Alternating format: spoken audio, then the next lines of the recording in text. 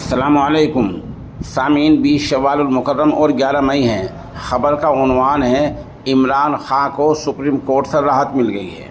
Supreme court ने पाकिस्तान के साबिक वज़ीर आज़म इमरान खां की गिरफ़्तारी को गैर कानूनी करार देते हुए उनकी फौरी रिहाई का हुक्म दे दिया है। चीफ जस्टिस पाकिस्तान उमर अता बंदयाल के हुक्म पर इस्लामाबाद पुलिस इमरान खां को लेकर सुप्रीम कोर्ट पहुंची है। कोर्ट ने इमरान खां को आज 4:30 बजे पेश करने का हुक्म दिया था। पुलिस 1 घंटे की ताख़ीर से इमरान खां को लेकर अदालत उज़्मा पहुंची। बताया जाता है इमरान खां को 15 गाड़ियों के काफ़िले में सुप्रीम कोर्ट पहुंचाया गया। आईजी इस्लामाबाद चेयरमैन पीटीआई के साथ अदालत उज़्मा पहुंचे हैं।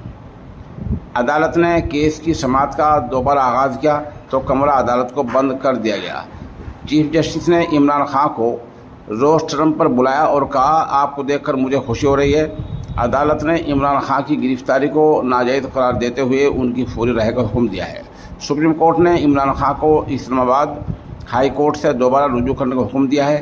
चीफ जस्टिस ने रिमार्क्स दिए, जब एक शख्स कोर्ट ऑफ लॉ में आता है तो मतलब कोर्ट के सामने सरेंडर करता है।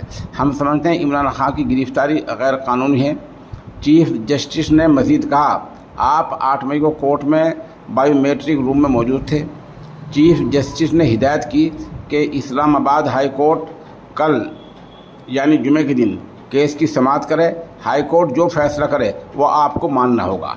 चीफ जस्टिस ने रिमार्क्स दिए कि हर सियासतदान की जिम्मेदारी है कि वो अमन व अमान को यकीनी बनाएं। उन्होंने इमरान खां से ये भी कहा, हमारी ख्वाहिश है कि आप पुरतशद्दुद मुज़ाहरों की मजम्मत करें। बहरहाल इमरान खां को सुप्रीम कोर्ट से राहत मिल गई है। कल हाई कोर्ट में समाअत है और सुप्रीम कोर्ट ने यह भी कहा है कि हाई कोर्ट जो भी फैसला करेगा वो मानना होगा।